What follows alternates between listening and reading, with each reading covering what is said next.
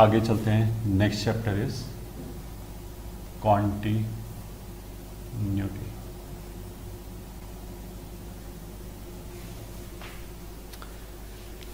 Continuity is basically, अगर हम mathematically बोलें तो कॉन्टिन्यूटी और लिमिट में कैलकुलेशन वाइज कोई फर्क नहीं है, ठीक है।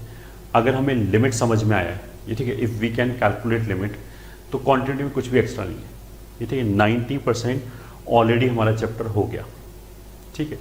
किसी भी पॉइंट पे कॉन्टिन्यूटी डिस्कस करने के लिए, कॉन्टिन्यूटी चेक करने के लिए हम उस पॉइंट पे लिमिटिंग वैल्यू निकालेंगे एंड फंक्शनल वैल्यू निकालेंगे।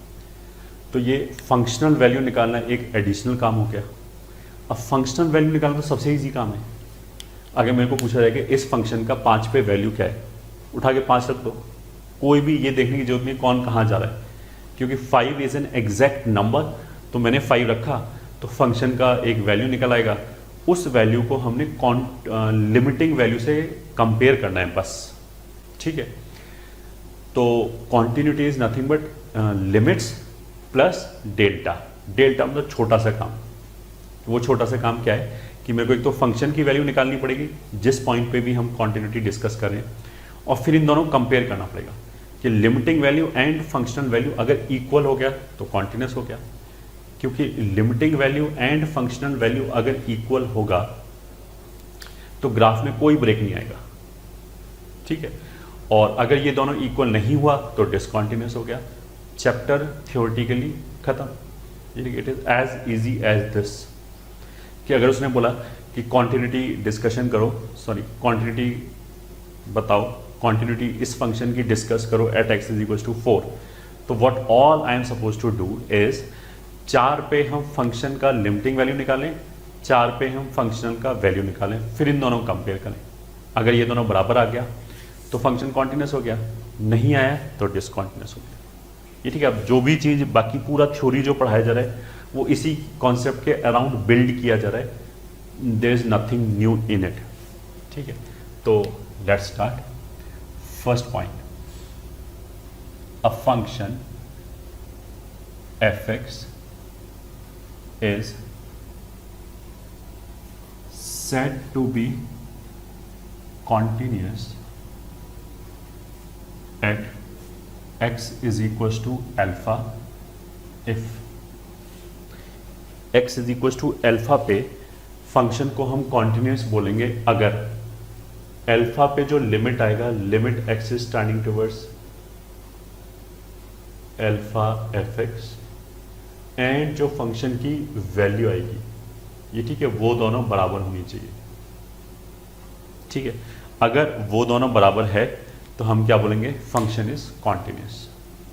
तो अगर at x is equal to alpha limiting value and functional value बराबर है तो हम क्या बोलेंगे, function x is equal to alpha पे कॉन्टिन्यूस है। अब देखो ये हमें समझ में आनी चाहिए, ये हमने जब लिमिट को एक्सप्लेन किया था graphically, then also we explained it कि ये चीज़ और ये चीज़ अलग अलग है।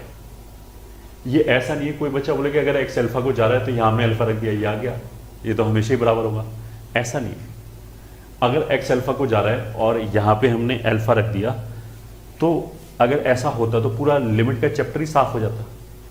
पूरे लिमिट के चैप्टर में हम यही तो कैलकुलेट कर रहे थे कि अगर एक्स अल्फा को जा रहा है तो एफ एक्स की वैल्यू कहाँ जा रही है, यही तो देख रहे थे।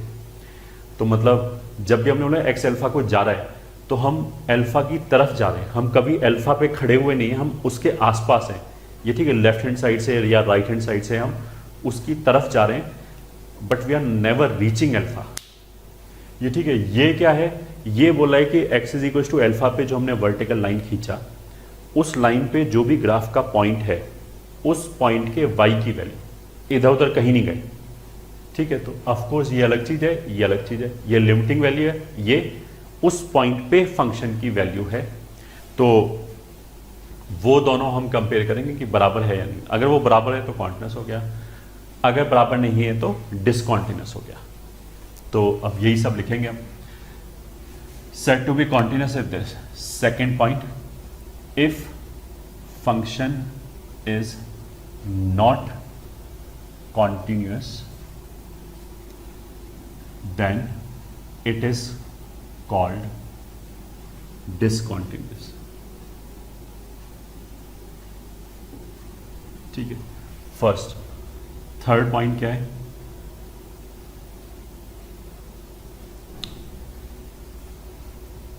ग्राफिकली अगर ग्राफ बन जाए तो ठीक है, आगे चल के we will also do some example जिसमें ग्राफ बनेगा ही नहीं, ठीक है, और फिर भी फंक्शन कॉन्टिन्यूस होगा क्योंकि वो उस डेफिनेशन को सेटिस्फाई कर रहा होगा। तो ये बिल्कुल बेसिक चीज़ है, ठीक है।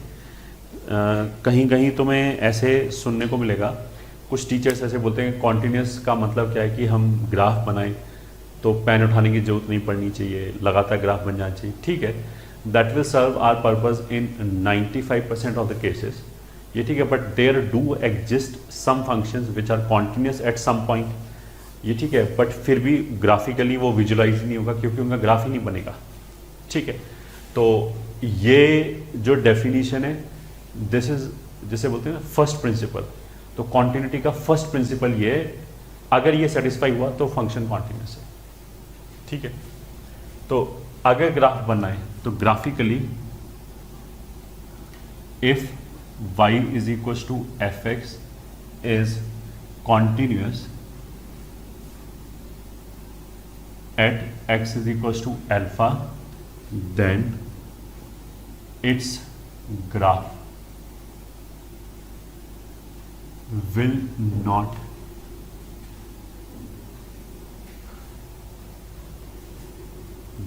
have any break at that point, ये ठीक है, और discontinuity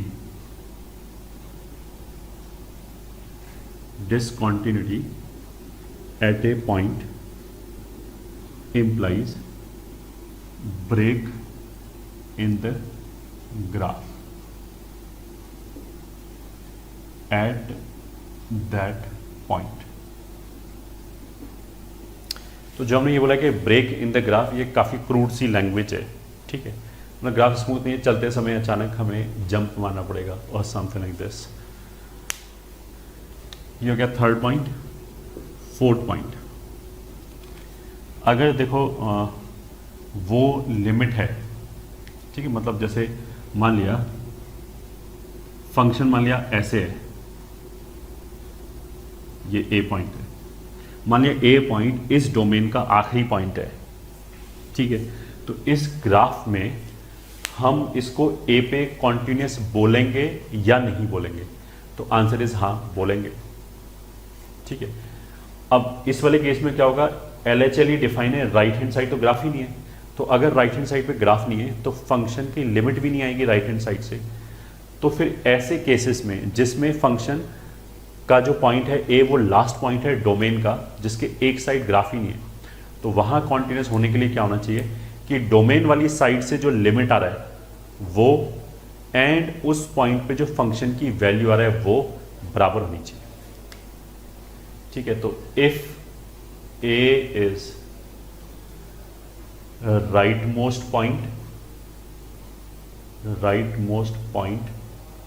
of the domain, then for function to be continuous at x is equals to a,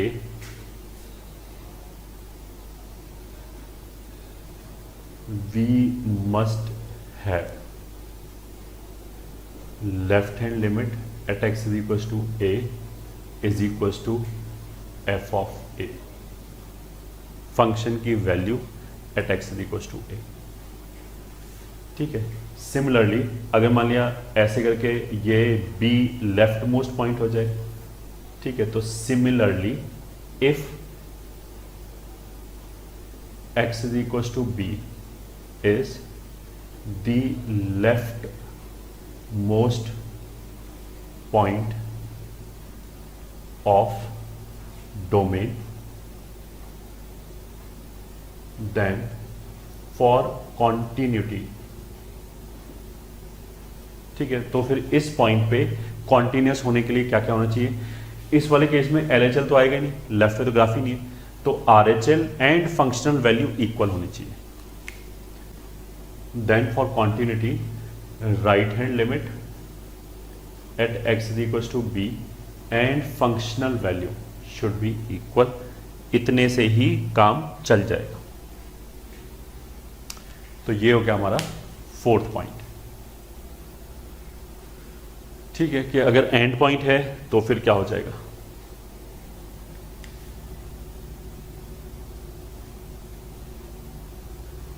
ठीक है। फिफ्थ पॉइंट, अगर हमने बोला कि फंक्शन कॉन्टिन्यूस नहीं है किसी भी एक पॉइंट पे, कोई भी पॉइंट लिया कि इस पॉइंट पे फंक्शन कॉन्टिन्यूस नहीं है, तो क्यों कॉन्टिन्यूस नहीं है, क्या दिक्कत आ सकती है। तो हमने इसी बेसिक डेफिनेशन के तरफ गए। अगर फंक्शन कॉन्टिन्यूस है तो ये लिमिट एंड ये फंक्शनल वैल्यू बराबर होनी चाहिए। तो इन्हीं में से किसी जगह कोई दिक्कत होगी, मतलब या तो लिमिट नहीं आया, ठीक है, लिमिट डज नॉट एग्जिस्ट हो गया तो डिसकॉन्टिन्यूस हो गया। अब लिमिट डज नॉट एग्जिस्ट क्यों हुआ, उसके रीजन हमने लिमिट में पढ़ा रखा है कि लिमिट के डज नॉट एग्जिस्ट होने का क्या क्या रीजन हो सकता है, कि LHL या RHL में से कोई एक इन्फिनिटी को चला गया, या दोनों इन्फिनिटी को चला गया, या ऑक्सीलेट करने लगा लिमिट, या फिर दोनों एग्जिस्ट करता है बट बराबर नहीं आया, इस तरह की चीज़ें, ठीक है। या तो लिमिट ही ना आए या फिर फंक्शन की वैल्यू ना आए, ठीक है। ऐसा भी तो हो सकता है कि फंक्शन का लिमिट तो आ गया बट उस पॉइंट पे मतलब x इक्वल टू a पे एक पर्टिकुलर पॉइंट गायब हो जाए, ऐसा भी हो सकता है। दूसरा ये रीज़न हो गया, मतलब या तो लेफ्ट हैंड साइड नहीं आया या राइट हैंड साइड नहीं आया, या फिर दोनों आया बट बराबर नहीं आया, ये तीसरा रीज़न हो सकता है। तो फिफ्थ पॉइंट में क्या है, reasons of discontinuity.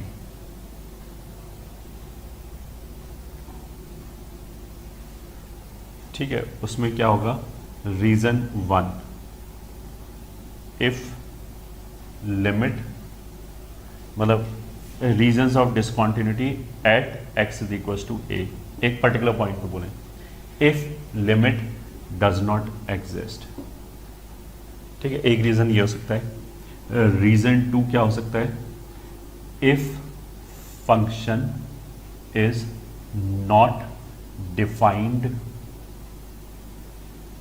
At x is equal to a।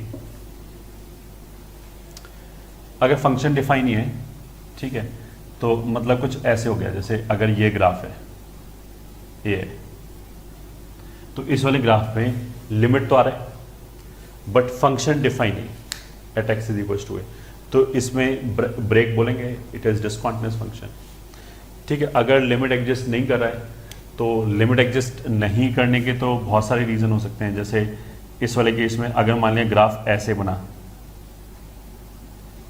ये ठीक है, मान लिया ऐसे ग्राफ बना ए पे, तो इसमें क्या होगा, LHL इन्फाइनाइट को चला गया, ठीक है, तो इन्फाइनाइट को चला गया तो लिमिट आएगा ही नहीं, ठीक है। और ऐसे भी हो सकता है कि मान लिया ग्राफ ऐसे है, तो इसमें दोनों ही इन्फाइनाइट को चले गए तो भी लिमिट नहीं आएगा, ठीक है।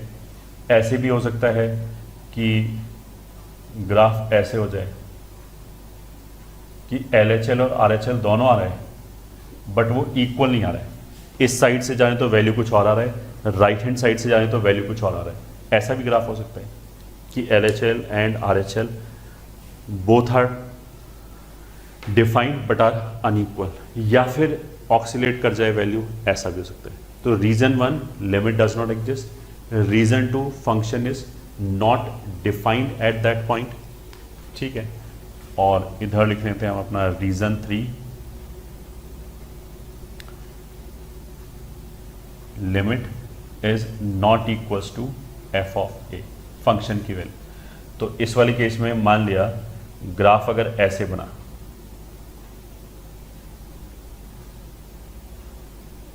a पे, तो इसमें क्या है, देखो लिमिट भी आ रहा है, इस साइड से जाएंगे और इस साइड से जाएंगे, यही वैल्यू आएगा, लिमिटिंग वैल्यू ये हो गया, फंक्शनल वैल्यू ये हो गया। तो इसमें फंक्शनल वैल्यू भी आ रहा है, लिमिटिंग वैल्यू भी आ रहा है, बट दोनों अलग अलग आ रहा है, ठीक है। तो मान लिया अगर ये 3 है और ये 5 है, तो लिमिटिंग वैल्यू तो 3 हो गया, फंक्शनल वैल्यू 5 हो गया, but these two things are not equal, इसलिए फंक्शन डिसकॉन्टिन्यूस होता है।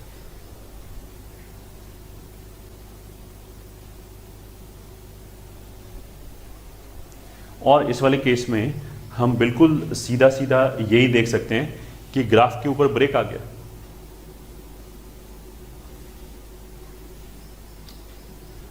ठीक है। तो pause it and note it down, ठीक है। सबसे पहले पॉइंट में हमने क्या बताया कि एक पॉइंट पे कॉन्टिन्यूस कैसे होगा। दूसरे पॉइंट में हमने सिंपली ये बताया कि अगर फंक्शन कॉन्टिन्यूस नहीं है तो उसको हम क्या बोलते हैं कि वो डिसकॉन्टिन्यूस है। तीसरा हमने बोला कि कॉन्टिन्यूटी का मतलब क्या है, एक पॉइंट पे कि उसके अराउंड जो ग्राफ होगा, अगर ग्राफ आ रहा है तो कोई ब्रेक नहीं होगा, इसमें स्मूथली हम ट्रांजिट कर जाएंगे वहाँ से, ठीक है। और अगर डिसकॉन्टिन्यूटी है उस पॉइंट पे तो पक्की बात है उधर से उस पॉइंट से गुजरते समय ग्राफ के ऊपर कुछ ना कुछ ब्रेक आएगा, या तो हमें जंप मारना पड़ेगा ऊपर या पॉइंट गायब होगा, समथिंग लाइक दिस, ठीक है। फिर हमने पॉइंट 4 में क्या डिस्कस किया कि अगर ए मिड पॉइंट ना होके, जैसे अगर मान लिया ग्राफ का ये पॉइंट ए हो जाए, ठीक है, यहाँ पे ए आ जाए, तो यहाँ पे तो क्या है LHL RHL फंक्शन वैल्यू तीनों डिफाइंड है, तो उस पॉइंट पे कॉन्टिन्यूस होने के लिए तीनों चीज़ों को बराबर होना पड़ेगा, ठीक है। बट अगर एंड पॉइंट है जिसके एक तरफ ग्राफ ही नहीं है, उस पॉइंट पे कॉन्टिन्यूस बोलने के लिए जिस डोमेन की साइड से जो लिमिट आ रहा है, भले ही वो LHL हो भले ही RHL हो, जैसे इस वाले केस में RHL डिफाइन होगा, इस वाले केस में LHL डिफाइन होगा, वो लिमिट एंड फंक्शन की वैल्यू इक्वल होनी चाहिए, ठीक है, तभी उसको कॉन्टिन्यूस बोलेंगे। फिफ्थ पॉइंट में फिर हमने क्या बोला कि डिसकॉन्टिन्यूटी का रीज़न क्या क्या हो सकता है कि या तो लिमिट ही ना आए, ठीक है। दूसरा ऐसा हो सकता है कि फंक्शन की वैल्यू अनडिफाइन हो जाए, मतलब पॉइंट ही गायब है, यहाँ पे ऊपर से नीचे तक कहीं कोई पॉइंट ही नहीं मिला ए पे, या फिर दोनों आ जाए, लिमिटिंग वैल्यू भी आ रहा है फंक्शन वैल्यू भी आ रहा है बट वो इक्वल नहीं है। अभी तक हमने ये पढ़ा 5 पॉइंट्स में, ठीक है। तो अब आगे चलते हैं।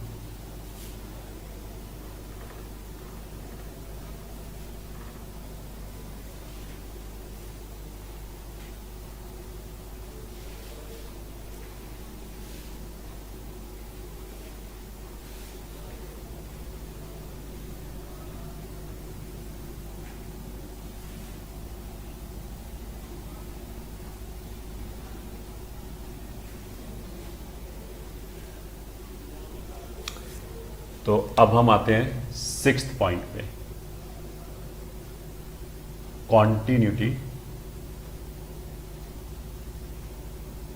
इन एन इंटरवल, ठीक है। तो उसमें क्या है, अभी तो सबसे पहले पॉइंट पे हमने क्या बोला था कि कॉन्टिन्यूटी एक पॉइंट पे ग्राफ कॉन्टिन्यूस है, ये कैसे देखेंगे। अब हम क्या बोलें कि कोई इंटरवल दे दिया हमने 2 से 5 तक, तो उसमें ग्राफ कॉन्टिन्यूस है, ये कैसे देखेंगे। तो बहुत ईजी है, ठीक है। थ्योरेटिकली इंटरवल में कॉन्टिन्यूस होने का मतलब क्या है कि उस इंटरवल के हर पॉइंट पे कॉन्टिन्यूस होना चाहिए। तो for a function fx to be continuous in an interval I1, it should be continuous at each point of the interval. Very good. It should be continuous at each point of the interval. तो और point पे continuity होने के लिए हमने वो बोला ही था कि लिमिटिंग वैल्यू फंक्शन वैल्यू के बराबर होना चाहिए। ये 6th पॉइंट हो गया। फिर 7th पॉइंट क्या है,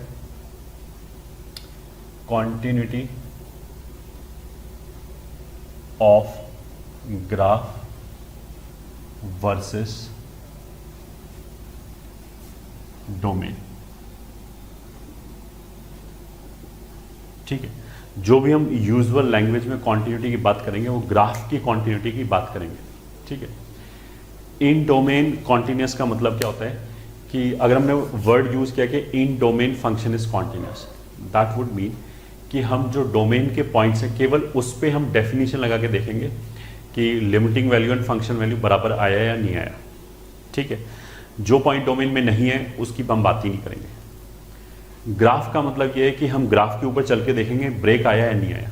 अब बीच में अगर मान लिया एक जगह पॉइंट गायब हो जाए, ठीक है, तो पॉइंट ही गायब हो जाए तो वो तो डोमेन में नहीं आया, तो उसको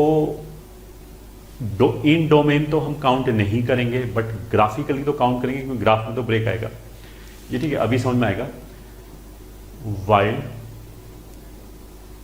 discussing continuity of a function fx, while discussing continuity of a function fx in domain, we will verify कि limit x is tending towards a fx is equals to f of a at each point of the domain only। ठीक है, तो limiting value functional value के बराबर है, ये वाली चीज हम केवल डोमेन के पॉइंट्स पे ही वेरीफाई करेंगे और किसी पे चेक ही नहीं करेंगे। जबकि अगर हमने ग्राफ की कॉन्टिन्यूटी देखी तो हम ये देखें ग्राफ में ब्रेक कहां पे आ रहा है। अब ग्राफ में ब्रेक उस पॉइंट पे आ सकता है जहां पे जो पॉइंट हमारे डोमेन में ना हो। ठीक है, वाइल ये ठीक है, discussing continuity of graph, we will see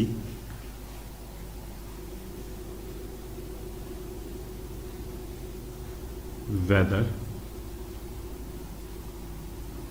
there is a break in graph or not। ठीक है, चाहे वो पॉइंट डोमेन में हो या ना हो। अगर कुछ भी मेंशन नहीं किया है क्वेश्चन में, अगर कुछ भी मेंशन नहीं किया है तो we will talk about continuity of graph. ठीक है, तो इसको हम एज ए नोट लिख सकते हैं। If not mentioned otherwise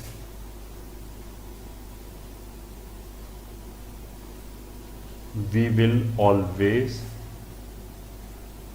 discuss continuity of graph। We will always discuss continuity of graph। ठीक है, अब जैसे इन सब चीज़ों का मतलब क्या है कि मान लिया अगर हमने एक ग्राफ ऐसे बनाया, ठीक है, ये मान लिया 5 है और ये मान लिया 2 है, ये मान लिया 7 है, बस केवल यही ग्राफ है। ठीक है, एक ग्राफ हमने ऐसे बनाया, ठीक है, मान लिया 3 है, ये 11 है, ये मान लिया 6 है। ठीक है, अब इन दोनों में अंतर क्या है? देखो इस वाले केस में डोमेन क्या है? डोमेन इज 2 क्लोज्ड से 7 क्लोज्ड, क्योंकि 7 भी आ रहा है 2 भी आ रहा है, -5 क्योंकि 5 पे अगर हम कोई पॉइंट ढूंढेंगे तो 5 आए ही नहीं कहीं, तो 5 तो इसके डोमेन में नहीं है। इस वाले केस में डोमेन क्या है? 3 क्लोज्ड से 11 क्लोज्ड, ये ठीक है, और इसमें कुछ नहीं हटाएंगे क्योंकि 6 is also part of the domain, 6 domain के अंदर ही है इस वाले केस में। तो अब वापस इस वाले केस में क्या होगा? ये फंक्शन मान लेगा ये y बराबर fx है, तो function y is equal to fx is continuous in its domain. ठीक है, ये बात सही है, क्योंकि डोमेन के अंदर कोई भी पॉइंट उठाओ, जैसे हमने ये उठाया तो उस पर LHL RHL फंक्शन की वैल्यू तीनों इक्वल है। ठीक है, कोई भी पॉइंट उठा लो, चाहे 2 उठा लो, 7 उठा लो, तो 7 के राइट पे तो हम जाएंगे नहीं, LHL and function value equal आ जाएगी। और 5 जो है वो हम उठा ही नहीं सकते, क्योंकि 5 इसके डोमेन में नहीं है। तो अगर हमने वर्ड इन डोमेन यूज किया है तो 5 पे हम बात ही नहीं करेंगे। तो ये जो है वो करेक्ट स्टेटमेंट है। ठीक है, बट अगर हम ग्राफ की बात करें तो ग्राफ, ये statement 1 which is correct, second statement is also correct. Graph of y is equal to fx is discontinuous at x is equal to 5। तो ये भी करेक्ट है, क्योंकि ग्राफ पे जाऊं ऐसे जाएंगे तो यहां तो ब्रेक आएगा ना, यहां तो ब्रेक आ गया। अच्छा, उसका मतलब ये नहीं कि दुनिया में हर फंक्शन जो होता है जहां ग्राफ डिसकॉन्टिन्यूअस है वो डोमेन में कॉन्टिन्यूअस होगा ही होगा, ऐसा कुछ नहीं है। जैसे ये एग्जांपल है, इस वाले केस में 6 इसके डोमेन में है, तो अगर हम बोलेंगे डोमेन में ये कहाँ कॉन्टिन्यूअस है, तो हम बोलेंगे डोमेन में ये 3 से लेके 11 तक हर पॉइंट पे कॉन्टिन्यूअस है एक्सेप्ट एट 6 पे डिसकॉन्टिन्यूअस। तो इस वाले केस में अगर मान लिया ये y is equal to g x का ग्राफ है, तो y is equal to g x in its domain is discontinuous. इस बार ये डिसकॉन्टिन्यूअस है डोमेन के अंदर ही at x is equal to 6, क्योंकि इस बार 6 इसके डोमेन में, बट वहां पे लिमिटिंग वैल्यू और फंक्शन वैल्यू तो बराबर ही नहीं है, तो डोमेन में ये डिसकॉन्टिन्यूअस हो गया। और ग्राफ तो डिसकॉन्टिन्यूअस है ही, ऑफ कोर्स ये भी सही है, ये सही है। तो इस केस में graph of y is equal to g x is discontinuous at x is equal to 6। ये स्टेटमेंट भी करेक्ट है। ठीक है, पहले दोनों ही करेक्ट है इस बार।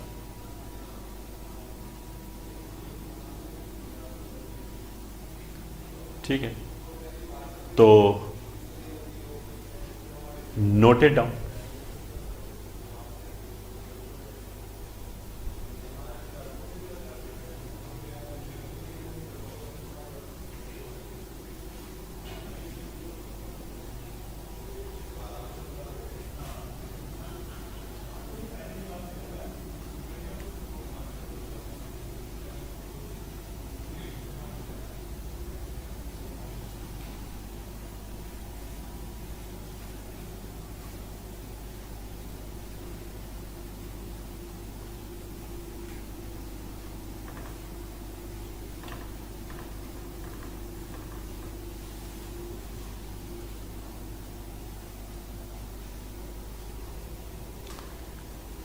ठीक है, next is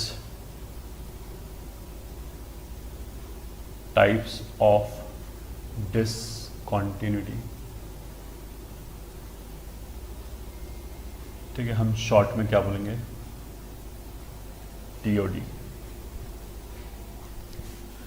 this is not important from IIT JEE's point of view.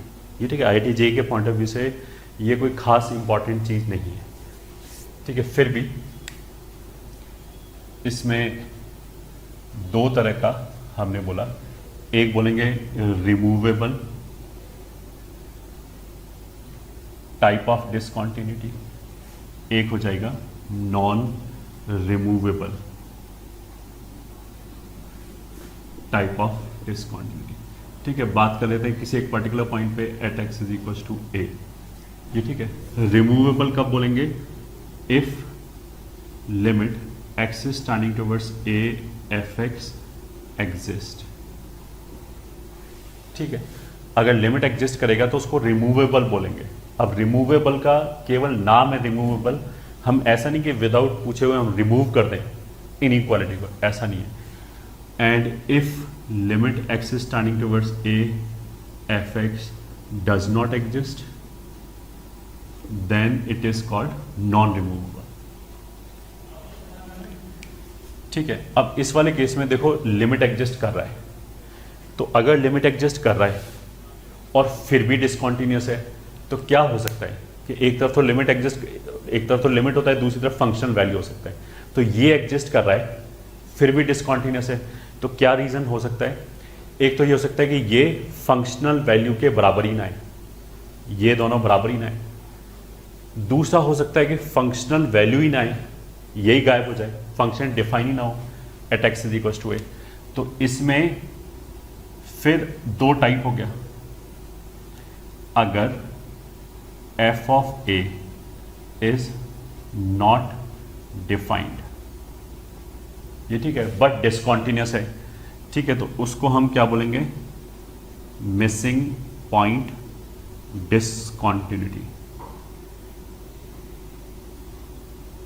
तो इसका मतलब जो ग्राफ आएगा वो कुछ ऐसे आ रहा होगा, इस तरीके से कि a पे लिमिटिंग वैल्यू तो आ रहा है बट a पे कोई फंक्शन की वैल्यू ही नहीं आ रहा है, ठीक है, ये हो गया। इसको तो हमने क्या बोला? Missing point discontinuity. इसमें if f of a is defined, ठीक है, ऑफ कोर्स लिमिट भी आ रहा है, f ऑफ a भी आ रहा है, तो क्या हो सकता है? ये ठीक है, लिमिट भी आ गया, फंक्शन की वैल्यू भी आ गया, तो डिसकंटिन्यूअस तो जब ही हो सकता है जब ये दोनों बराबर ना हो। अगर ये दोनों बराबर हो गए तो कॉन्टिन्यूस ही हो जाएगा, कॉन्टिन्यूस हो गया तो इस यहाँ तो डिसकंटिन्यूटी की बात करें कि डिसकंटिन्यूटी के क्या क्या रीज़न है, ठीक है, इसको हम क्या वर्ड देंगे? आइसोलेटेड पॉइंट डिसकंटिन्यूटी, ठीक है। आइसोलेटेड पॉइंट डिसकंटिन्यूटी मतलब एक पॉइंट आइसोलेशन में चला गया, उसकी वजह से ब्रेक आ गया, ग्राफ डिसकंटिन्यूअस हो गया। अब नॉन रिमूवेबल में हमें क्या पता है कि लिमिट डज नॉट एग्जिस्ट, ठीक है, तो इसमें बेसिकली लिमिट के एग्जिस्ट नहीं करने के जो रीजन थे उसकी तरफ से हम ऐसे केसेस बना सकते हैं, ठीक है। एक तो हम बोल सकते हैं इफ LHL और RHL, लिमिट तो एग्जिस्ट नहीं कर रहा है, ये मेरे को पता है, तो एक रीजन तो क्या था कि इफ LHL RHL और both approaches towards plus minus infinity, तो फिर हम इसको क्या बोलेंगे? इनफाइनाइट टाइप, ठीक है। अगर मान लिया एक इनफाइनाइट को जा रहा है या दोनों इंफिनिटी को जा रहे हैं तो फिर हम इस टाइप ऑफ डिसकंटिन्यूटी को क्या बोलेंगे? Infinite type. तो मतलब ऐसे ग्राफ हो गया, और इधर मान लिया ऐसे ग्राफ है ए पे, तो LHL इनफाइनाइट को जा रहा है इसलिए एग्जिस्ट नहीं कर रहा, इसलिए डिसकंटिन्यूअस है, ठीक है। दूसरा ऐसे भी हो सकता है ऑसिलेटरी, ये ठीक है, मतलब ऑसिलेटरी तो इधर आना चाहिए, इनफाइनाइट टाइप ऑसिलेटरी कब? इफ लिमिट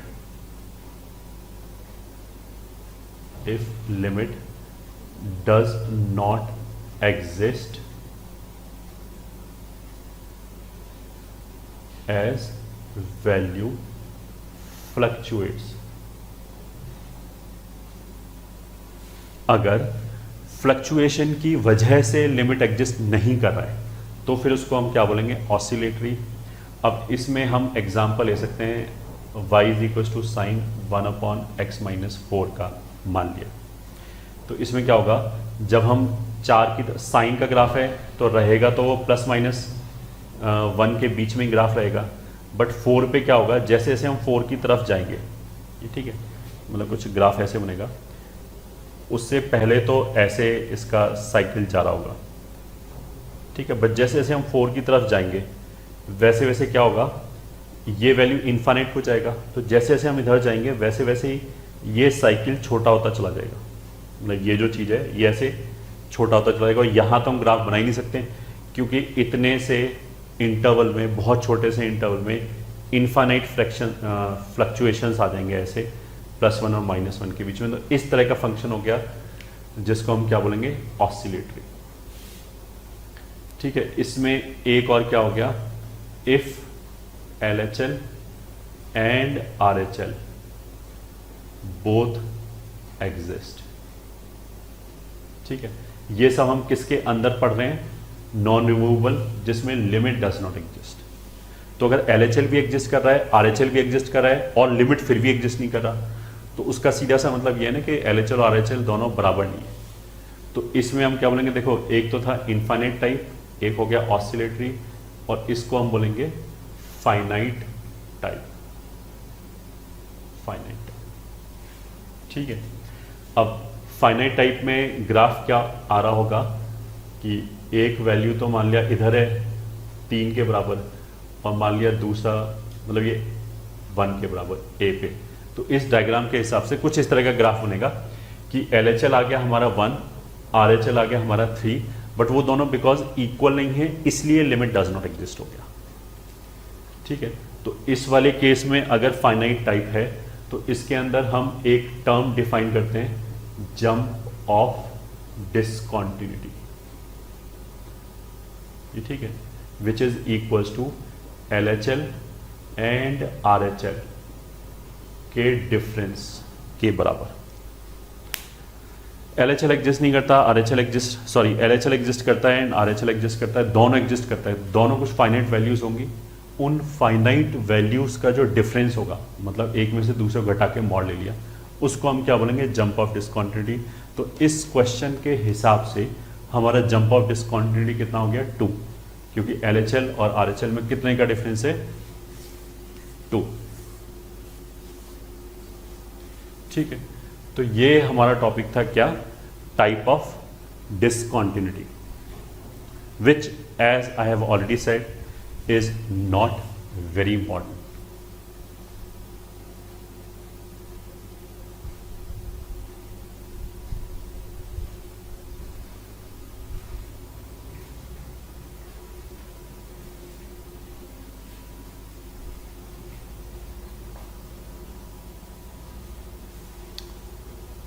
ठीक है,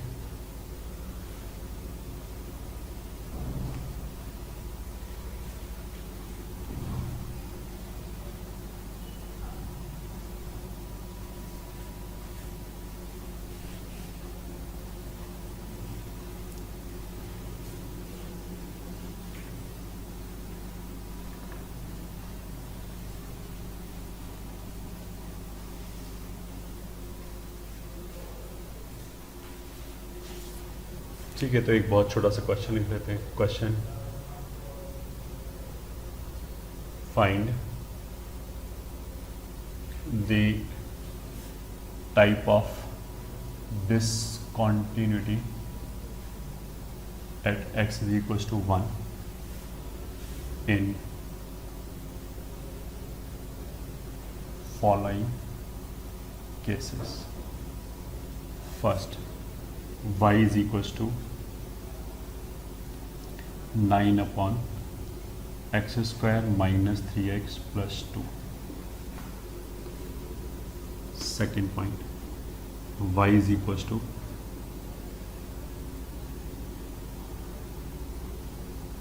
3 raised to power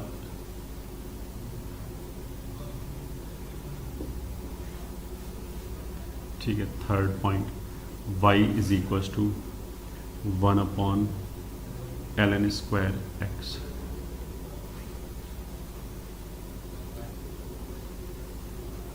Y is equals to fractional part of x. सब में x is equals to 1 ही लिया गया है।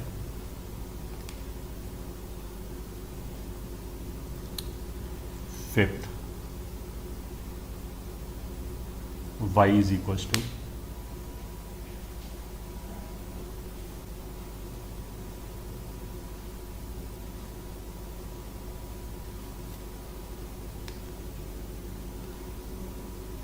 minus 1 raised to power integral part of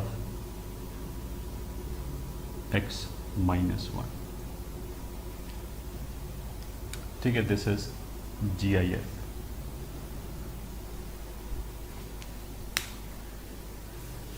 ठीक है, चलो पहले इन्हीं को सॉल्व करते हैं। Solution first, y is equals to 9 upon x minus 1 x minus 2 लिखा है।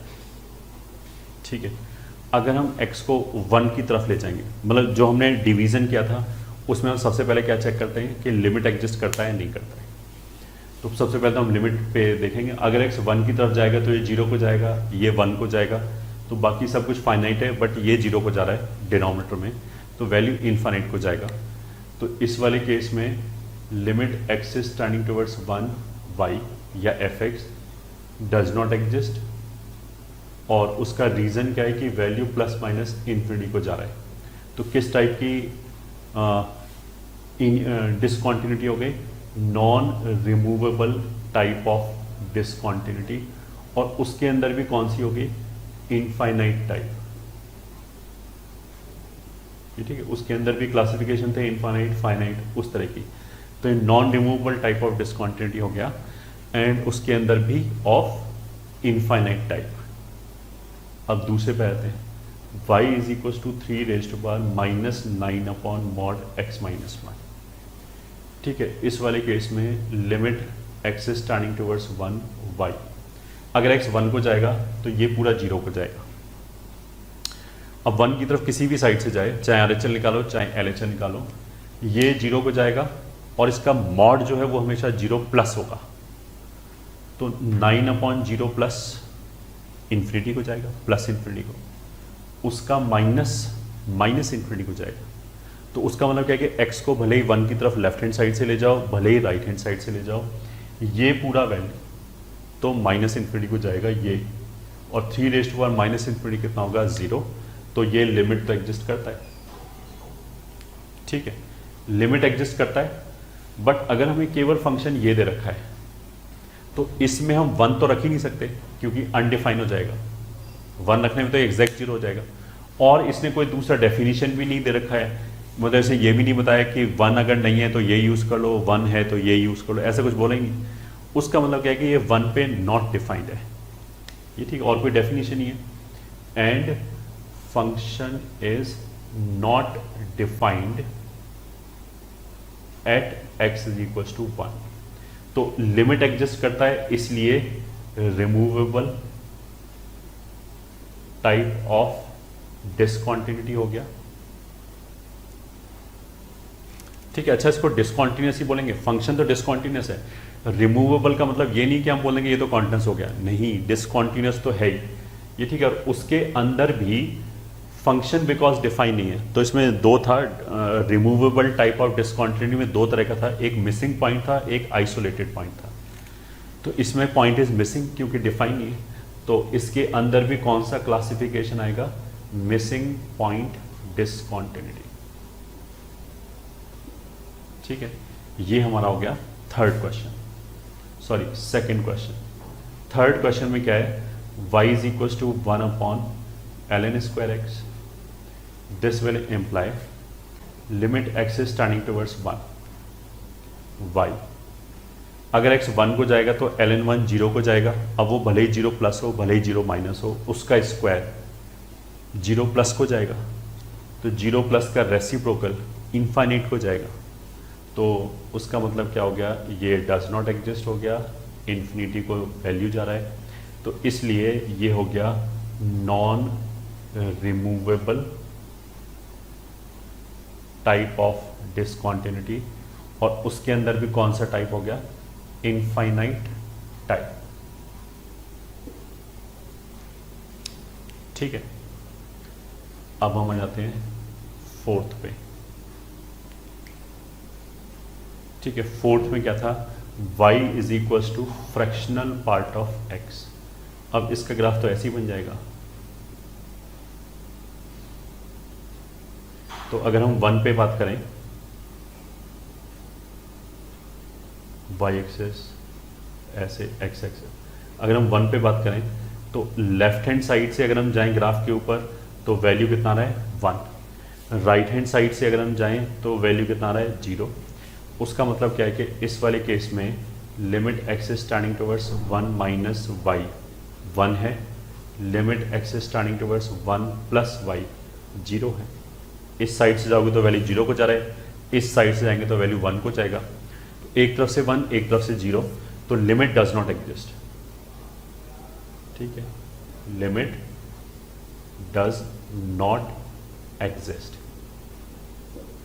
तो फिर क्या हुआ, तो ये हो गया non removable type of discontinuity. ठीक है, बट LHL और RHL दोनों एग्जिस्ट कर रहे हैं, एक 1 है और एक 0 है, तो इसको हम क्या बोलेंगे, फाइनाइट टाइप। नॉन रिमूवेबल तो ठीक है, बट उसके अंदर क्या है, फाइनाइट टाइप। और इस फाइनाइट टाइप में हम जंप ऑफ डिसकंटिन्यूटी डिफाइन करते थे, तो इन दोनों वैल्यूज का डिफरेंस कितना हो गया, 1, तो जंप ऑफ डिसकंटिन्यूटी इस केस में कितना है, 1। तो ये हो गया।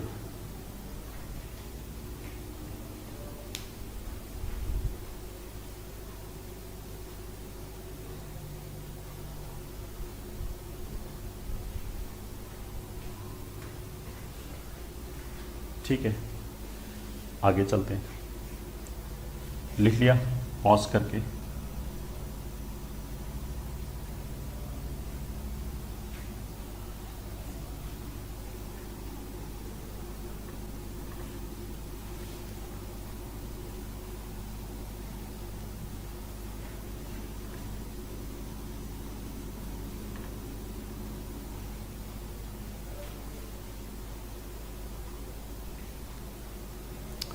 फिफ्थ में क्या है, अगर हम देखो x को ले जाएं 1 की तरफ, limit x is tending towards 1 y, तो अगर ये देखो 1 की तरफ जाएगा तो 1 - 1 0 की तरफ जाएगा। मान लिया पहले RHL की बात कर लेते हैं, तो 1 - 1 0 की तरफ जाएगा, 1/0 ये इन्फाइनाइट की तरफ जाएगा। अब जो अंदर नंबर है वो इन्फाइनाइट की तरफ जा रहा है लगातार, तो जो उसका इंटीग्रल पार्ट है, ठीक है, वो बार बार इवन ऑड ऐसे आता रहेगा। जैसे अगर हम इन्फिनिटी की तरफ जा रहे हैं, मान लिया 1,01,000, 1,02,000, 1,03,000, इंटीग्रल पार्ट की वैल्यू ऐसे आती रहेगी लगातार। तो उसकी वजह से क्या होगा, -1 का पावर इवन अगर आएगा तो वैल्यू आ जाएगा 1, और -1 का पावर अगर ऑड आएगा तो वैल्यू आ जाएगा -1। ठीक है, तो लिमिट तक एग्जिस्ट नहीं करता, क्योंकि इस पूरे एक्सप्रेशन का वैल्यू बार बार -1 1 1 ऐसे आता रहेगा। ठीक है, वैल्यू मतलब फ्लक्चुएट करता रहेगा, तो ये लिमिट डज नॉट एग्जिस्ट हो गया।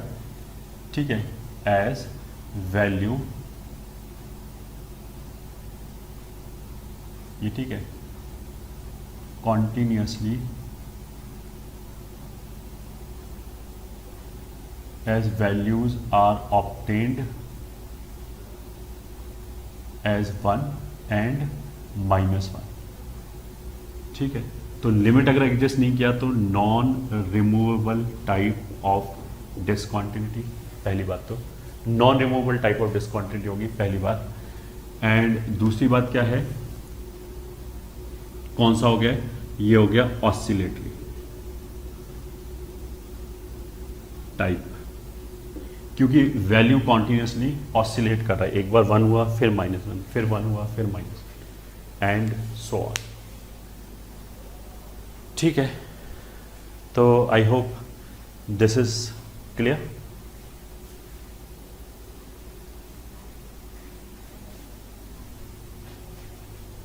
हेलो बच्चों, आगे क्वांटिटी में अब कुछ एग्जाम्पल्स करते हैं।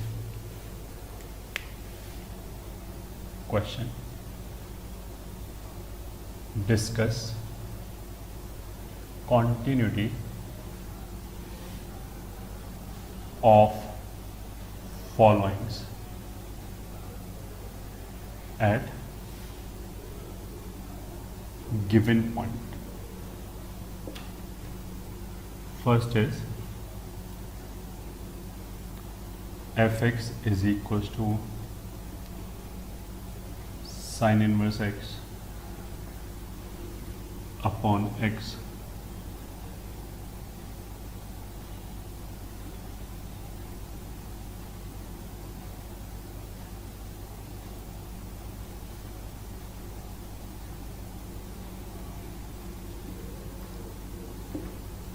ठीक है। पहले तो ये हो गया कि एक ये फंक्शन दे दिया है और इसका कॉन्टिन्यूटी हमें डिस्कस करना है कहाँ पे, x इज इक्वल टू 0 पे। मतलब उसने खुद ही पॉइंट बता दिया है कि हमको कहाँ डिस्कस करना है। फिर सेकंड पॉइंट, मान लिया f x is equals to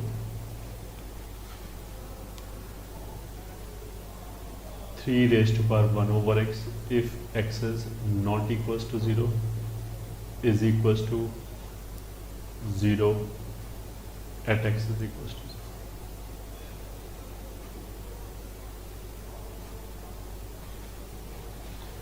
second point ये हो गया. थर्ड पॉइंट इज, या थर्ड क्वेश्चन इज,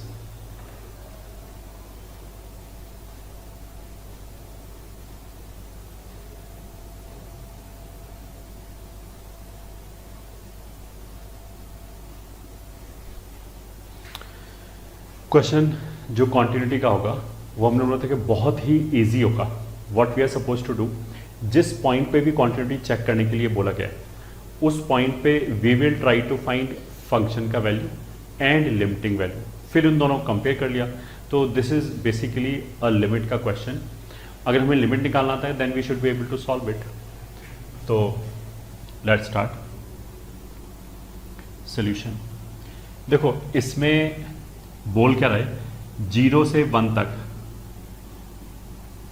सॉरी -1 से 0 तक, 0 से -1, -1 और 0 के बीच में ये डेफिनेशन है. मतलब यहां पे you are having sine inverse x upon x इस रीजन में, ठीक है.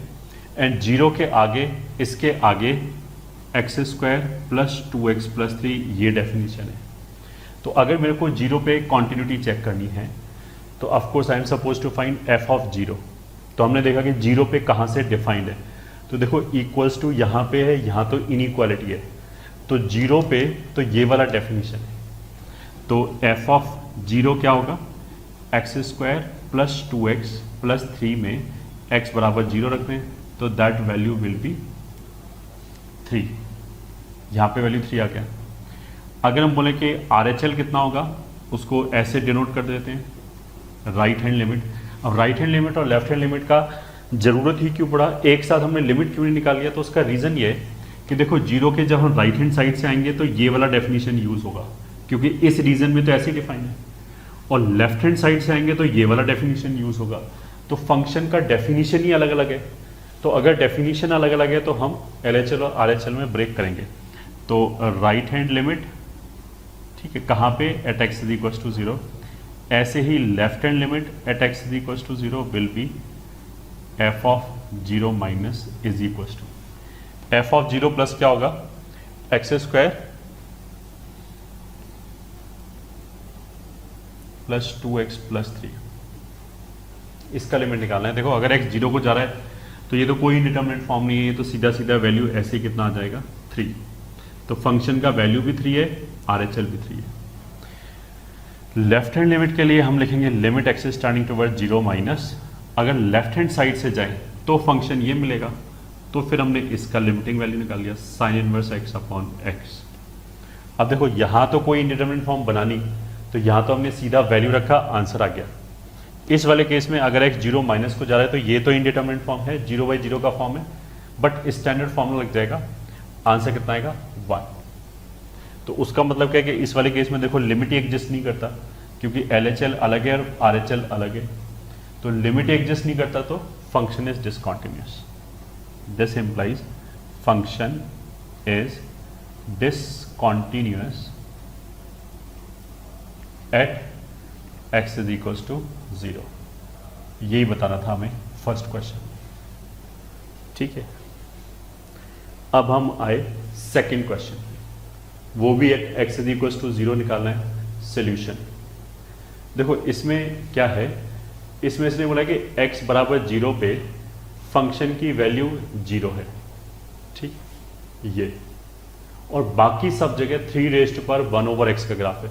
तो 3⁻1/x का जो डेफिनेशन है 3⁻1/x हर जगह डिफाइंड है, बस केवल 0 पे इसको यूज नहीं करना, ये बोला इसमें. ऑफ कोर्स कर भी नहीं सकते क्योंकि 1/x में हम x बराबर 0 नहीं दे सकते, इट विल बी अनडिफाइंड, इसलिए उसने निकाला इसको. तो 3⁻1/x सब जगह चलेगा, बस केवल इस पॉइंट पे नहीं चलेगा, ठीक है. तो उसका मतलब क्या है कि देखो अगर हमें एफ ऑफ जीरो चाहिए तो वो तो ये बोल ही रहा है कि जीरो पे एफ एक्स की वैल्यू जीरो है, तो एफ ऑफ जीरो कितना हो गया जीरो। कहाँ से आया ये, यहाँ से, जीरो पे फंक्शन की वैल्यू जीरो है। अगर हमें लिमिट निकालना हो x standing toward zero F of x, जब हम x बराबर जीरो पे लिमिटिंग वैल्यू निकालेंगे तो हम जीरो के हमेशा आसपास होंगे, ठीक है। अब आसपास का मतलब क्या है कि इधर से या इधर से, दोनों तरफ यही डेफिनेशन है 3⁻1/। तो इसका मतलब क्या है, limit x standing towards zero 3⁻1/x। हमें इसकी तरह अभी LHL और RHL में ब्रेक करने की जरूरत नहीं पड़ी, क्योंकि अगर x जीरो को जा रहा है, ठीक है, तो चाहे लेफ्ट हैंड साइड से जाए चाहे राइट हैंड साइड से जाए हमें डेफिनेशन यही मिलेगी, ठीक है। बट इसके बाद क्या होगा, ब्रेक तो हमें करना पड़ेगा, बट इसके बाद करना पड़ेगा। क्यों इसके बाद क्यों करना पड़ेगा, हमने लिमिट में ऐसे बोला था कि अगर कहीं भी डिनोमिनेटर जीरो को जाए तो हम एक बार रुक के ये जरूर देखेंगे वो जीरो जो है वो जीरो प्लस है या जीरो माइनस है। तो यहाँ पे अगर 1/x लिखा है और x अगर जीरो को जा रहा है तो मेरे को ये देखना पड़ेगा जीरो प्लस है या जीरो माइनस है। तो अगर limit x standing toward zero है तो उसका मतलब क्या है, हमें तो दोनों ही चाहिए, जीरो प्लस भी चाहिए और जीरो माइनस भी चाहिए। तो उसका मतलब क्या है कि RHL भी निकालेंगे एंड LHL भी निकालेंगे। RHL में तो क्या होगा, 3⁻1/0 प्लस होगा, तो वो 3⁻+∞ को जाएगा। वैल्यू कितना हो गया, डज नॉट एग्जिस्ट, क्योंकि 3⁻∞ को जाएगा। तो ये तो हो गया हमारा RHL, ठीक है। वैसे तो क्वेश्चन यही खत्म हो गया, क्योंकि अगर RHL एग्जिस्ट नहीं किया तो LHL का फर्क ही नहीं पड़ता, वो करे या ना करे, लिमिट तो एग्जिस्ट करेगा नहीं, और लिमिट एग्जिस्ट नहीं करेगा तो फंक्शन कॉन्टिन्यूस नहीं हो सकता, ठीक है। फिर भी for the sake of clarity will do this, 0 minus 1/0 minus will be -∞ and 3⁻∞ will be 0। उसका मतलब है कि LHL तो एग्जिस्ट करता है, उसका वैल्यू 0 है, फंक्शनल वैल्यू भी 0 है, बट RHL एग्जिस्ट नहीं करता, तो इसलिए अगेन क्या हो गया, function is discontinuous, function is discontinuous at x = 0। ये हो गया हमारा सेकंड क्वेश्चन। अब हम आते हैं थर्ड क्वेश्चन पे। उसने क्या बोला, एट x = 1 इसकी कॉन्टिन्यूटी चेक करनी। तो शुरू हो गई सॉल्यूशन। इस बार क्या है, केवल एक ही डेफिनेशन दे रखा है, मतलब चाहे जीरो हो तो भी यही डेफिनेशन यूज होगा, मतलब सॉरी पॉइंट हो x बराबर 1 हो तो भी यही डेफिनेशन यूज होगा, 1 के लेफ्ट में हो 1 के राइट में हो, तीनों जगह यही डेफिनेशन यूज होगा, ठीक है। और 1 पे निकालना है तो f ऑफ 1 क्या हो जाएगा, सीधा सीधा x = 1 रख दिया, तो 1 का स्क्वायर 1 -1 0 इंटू 3 सीधा 1 रख दिया, तो ये आ गया 1 - 5, तो ये तो हो गया -4, तो 3 का मतलब क्या है 1/81 इंटू 0, कोई दिक्कत नहीं है, 0 ही आएगा, ठीक है।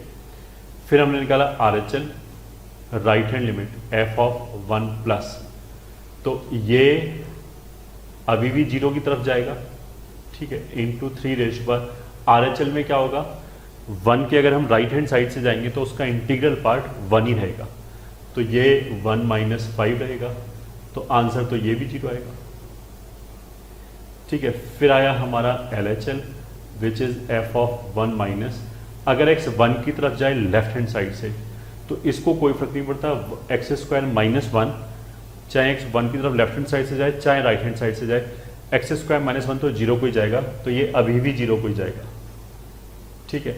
बस चेंज क्या आएगा, ये जो ग्रेटेस्ट इंटीजर फंक्शन है, मतलब ये क्वेश्चन में लिखा है ग्रेटेस्ट इंटीजर फंक्शन, ये इस बार अगर हम लेफ्ट हैंड साइड से जाएं 1 की तरफ, मतलब 0.9 0.99 ऐसे रखा, तो उसका इंटीग्रल पार्ट 0 आएगा, तो इट विल बी 0 - 5, तो 0 -5 मतलब 3⁻⁻5 which is a finite non zero number into 0 will tend towards 0, तो ये तीनों वैल्यू 0 होगी।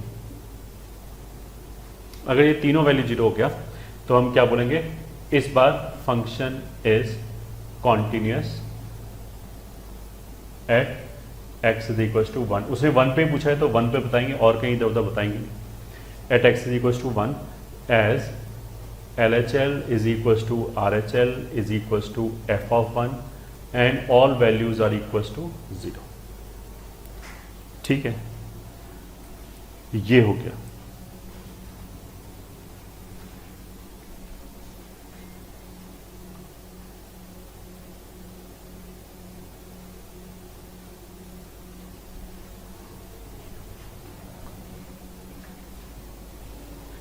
तो नोट इट डाउन.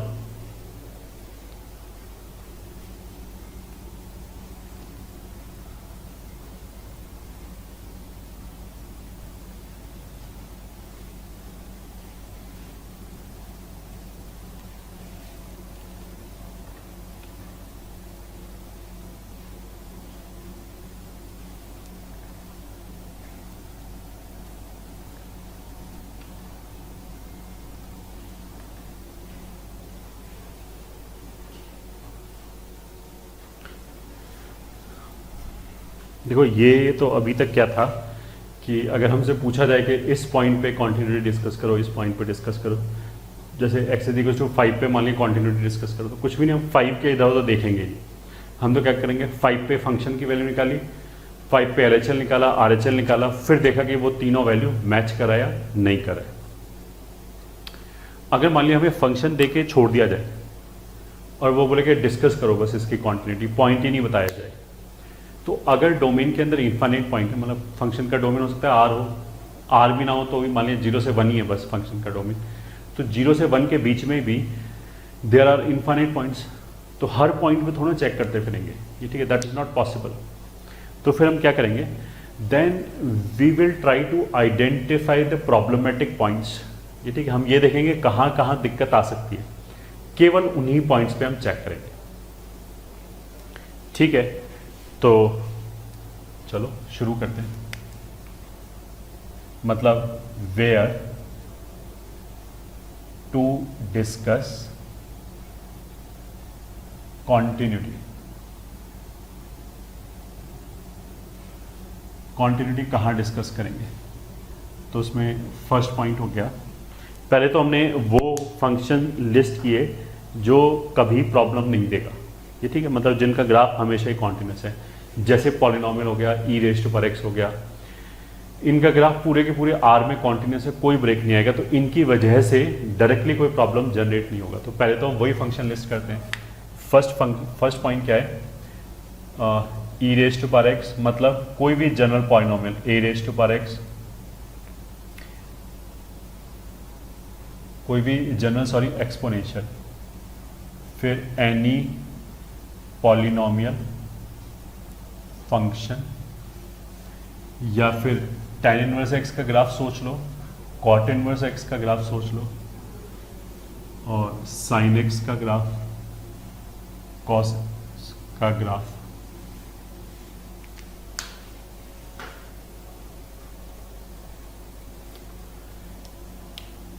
या फिर x का कोई भी ऑड पावर 2n+1, ठीक है, मॉड x का ग्राफ.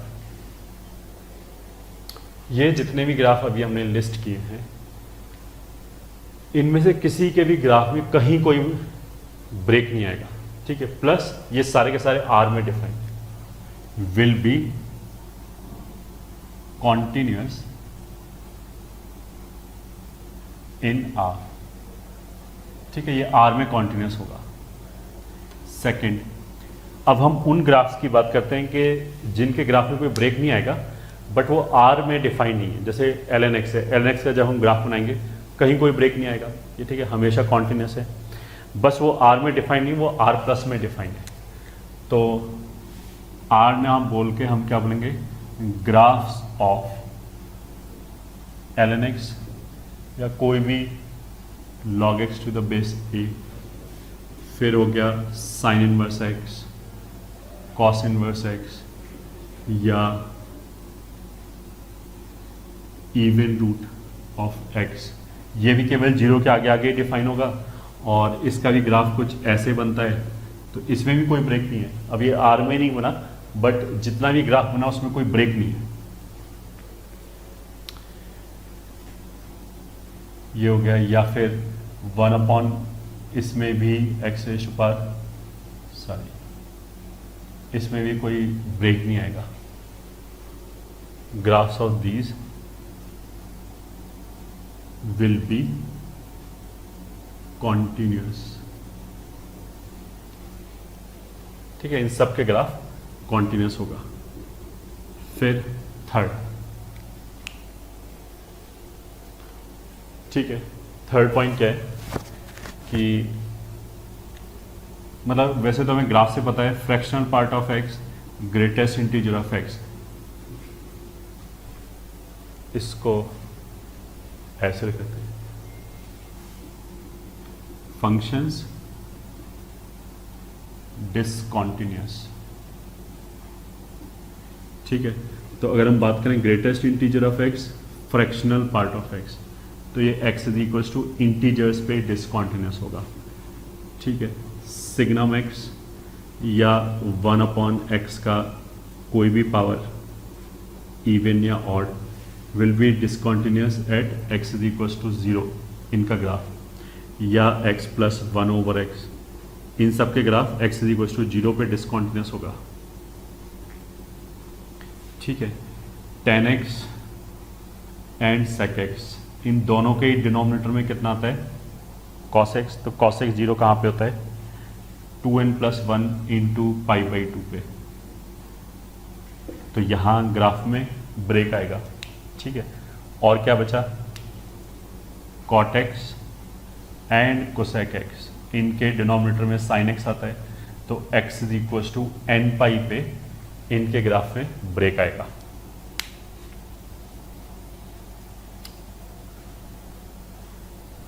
ठीक है, तो ये कुछ एग्जांपल्स हो गए डिसकॉन्टिन्यूस फंक्शंस के।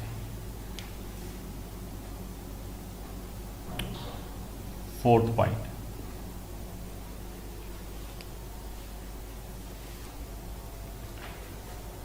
Eight x is equal to a,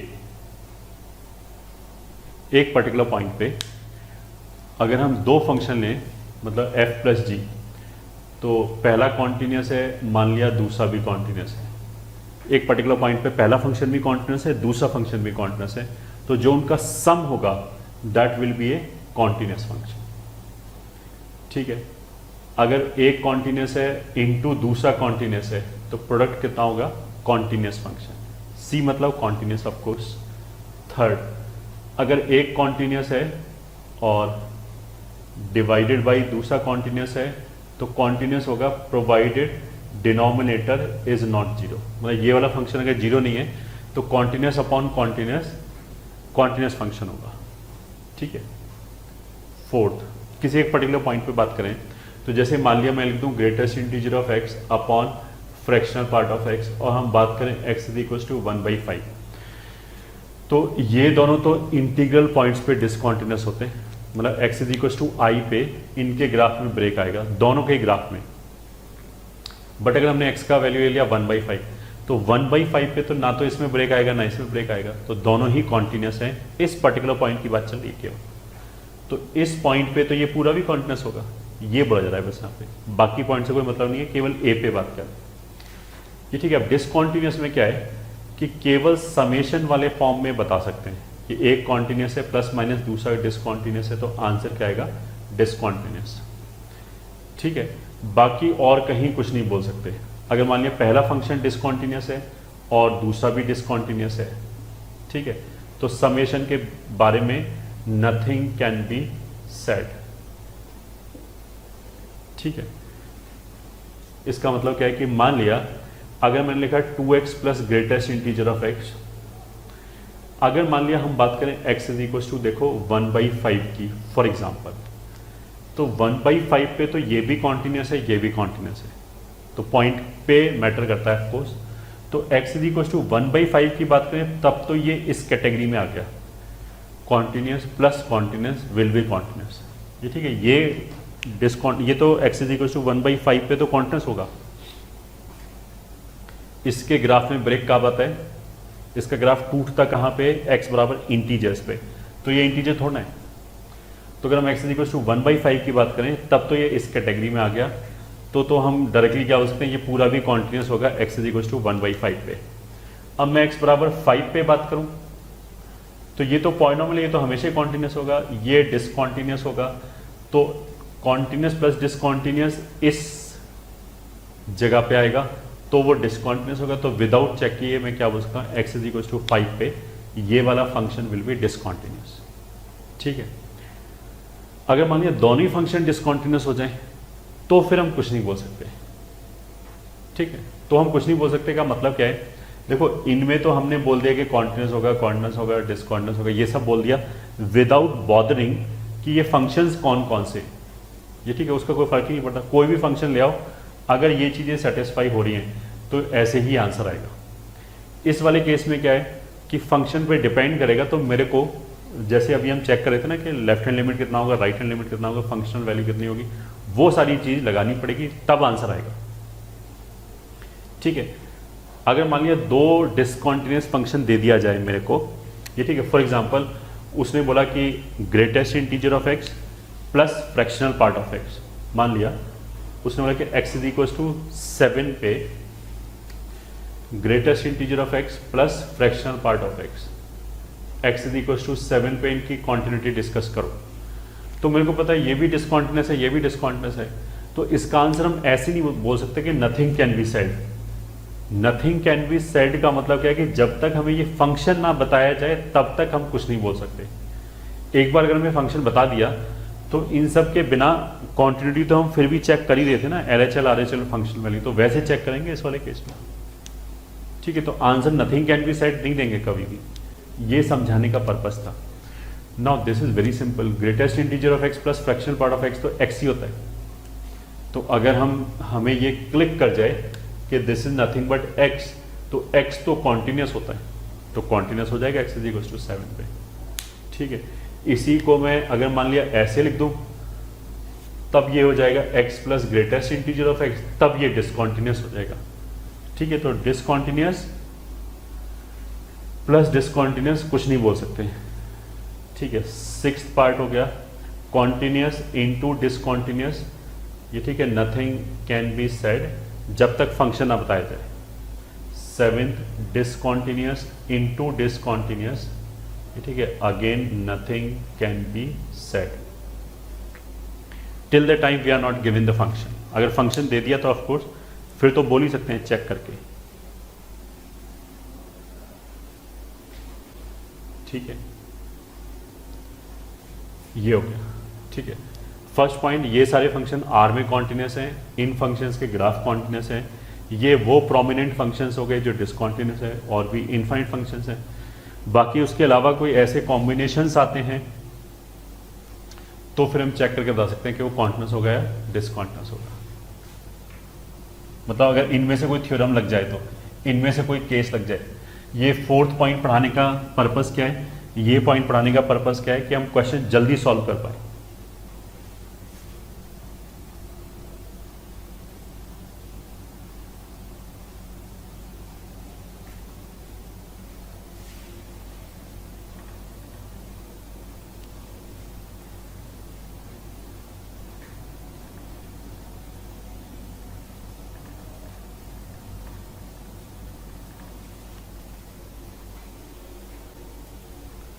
ठीक है, 5th पॉइंट क्या है,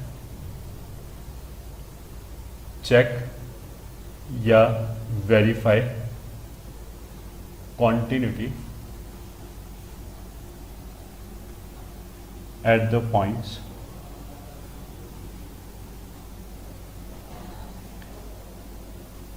wherever one of the involved expression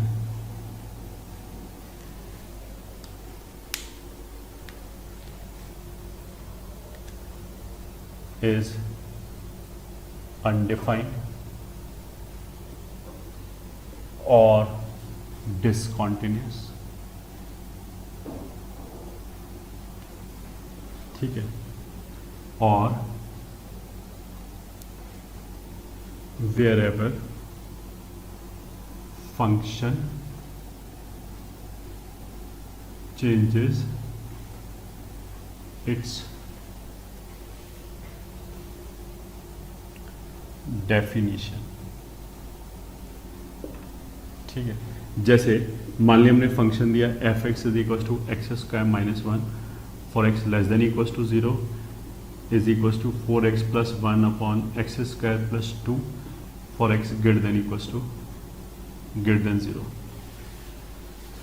तो देखो इस वाले केस में क्या है, फंक्शन का डेफिनेशन जीरो पे ब्रेक हो रहा है, जीरो से पहले कुछ और है, जीरो के बाद में कुछ और है, तो हम जीरो पे चेक करेंगे। ठीक है, एक एग्जाम्पल हो गया।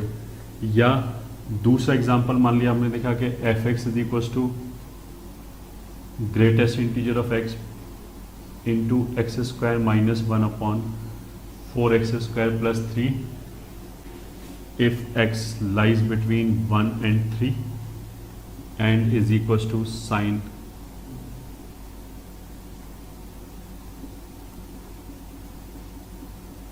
for x greater than equals to 3। तो इसमें कहाँ पे चेक करेंगे? देखो एक तो 3 पे डेफिनेशन चेंज हो रहा है। ठीक है, 3 से पहले ये है 1 से 3 के बीच में, और 3 के आगे ये है, तो ऑफकोर्स एक एक्स इज इक्वल टू 3 पे चेक करेंगे। उसके बाद 3 के अगर आगे की बात करें तो देखो एक्स स्क्वायर माइनस 9 हमेशा कॉन्टिन्यूस फंक्शन है, sine of x square minus 9 हमेशा कॉन्टिन्यूस होगा, क्योंकि साइन भी कॉन्टिन्यूस है, ये भी कॉन्टिन्यूस। ये जो पॉलिनोमियल है this is always continuous, plus इसका डी नेगेटिव है, तो उसका मतलब क्या है कि x square plus x plus 1 कभी जीरो नहीं होगा। तो अगर ये कभी जीरो नहीं होगा तो ये पूरा हमेशा कॉन्टिन्यूस रहेगा 3 के आगे। तो 3 के आगे मेरे को किसी भी पॉइंट पे चेक करने की जरूरत नहीं है, 3 पे डेफिनेटली वी विल चेक। ठीक है, अच्छा ये इंटरवल तो केवल 1 से लेके 3 तक है। अब 1 से लेके 3 तक फिर इस 4x स्क्वायर प्लस 3 को कोई दिक्कत नहीं है, it is well defined non zero number and polynomial है तो कॉन्टिन्यूस है। ये जो ग्रेटेस्ट इंटीजर फंक्शन है इसको दिक्कत होती है इंटीजर्स पे। तो 1 और 3 अगर ये इंटरवल है तो 3 पे तो हम वैसे ही चेक करेंगे क्योंकि वहाँ डेफिनेशन ब्रेक हो रहा है। तो और कौन से इंटीजर पिक्चर में आएंगे? तो वो आएंगे 1 एंड 2। तो इसकी वजह से 1 एंड 2 पे चेक करेंगे। तो ये तो हमने डिसाइड किया कि चेक कैसे करेंगे, उसके आगे तो चेक करना पड़ेगा प्रॉपर प्रोसीजर से। तो हम क्वेश्चन कहते हैं, क्वेश्चन डिस्कस कॉन्टिन्यूटी। ठीक है, क्वेश्चन 1 ये हो गया, क्वेश्चन 2 ये हो गया। इस वाले केस में सॉल्यूशन जीरो पे तो ऑफकोर्स चेक करेंगे, हमने बोला कि डेफिनेशन ब्रेक हो रहा है। जीरो के आगे क्या है? पॉलिनोमियल है कॉन्टिन्यूस, पॉलिनोमियल है कॉन्टिन्यूस, प्लस डिनोमिनेटर कभी जीरो नहीं होगा। एक्स स्क्वायर प्लस 2 तो हमेशा 2 या 2 से बड़ा ही आएगा, तो वो कभी जीरो तो हो नहीं सकता।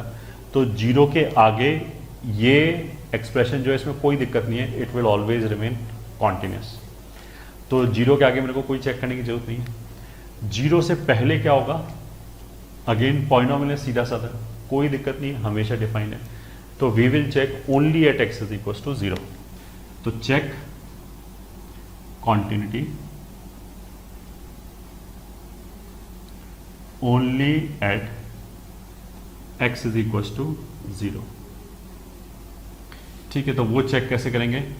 देखो इसमें तो ऐसे ही है ना कि 0 से जस्ट पहले एक्स स्क्वायर माइनस 1 है और जस्ट बाद में 4x plus 1 upon x square plus 2 है। तो f ऑफ 0 क्या आएगा? इक्वल्स टू का है यहाँ पे, इसमें 0 रखा तो -1। f ऑफ 0 माइनस LHL, मतलब इस साइड से जाएंगे तो यही डेफिनेशन मिलेगा। अगर x 0 को जा रहा है तो कोई इंडिटरमिनेट फॉर्म नहीं है, सीधा सीधा दिख रहा है -1 को जा रहा है तो -1 आ गया। RHL निकालेंगे f ऑफ 0 प्लस, तो इस साइड से जाएंगे तो ये डेफिनेशन मिला। अगर इसमें x 0 को गया तो इसमें भी कोई इंडिटरमिनेट फॉर्म नहीं है, न्यूमरेटर 1 को जा रहा है, डिनोमिनेटर 2 को जा रहा है, तो रेशियो हाफ को चला जाएगा। ठीक है, तो इसमें तो ये तीनों चीज बराबर नहीं आ पाया, तो उसका मतलब क्या हो गया? This function is discontinuous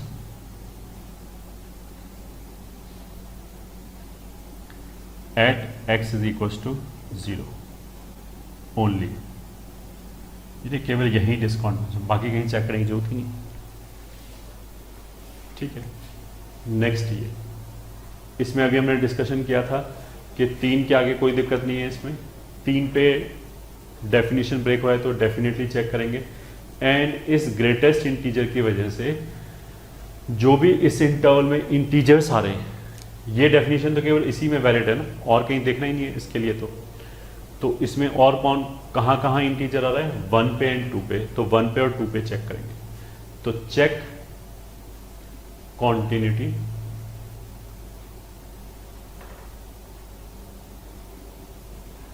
at x is equal to 1 2 3 only, केवल इन पॉइंट्स पे।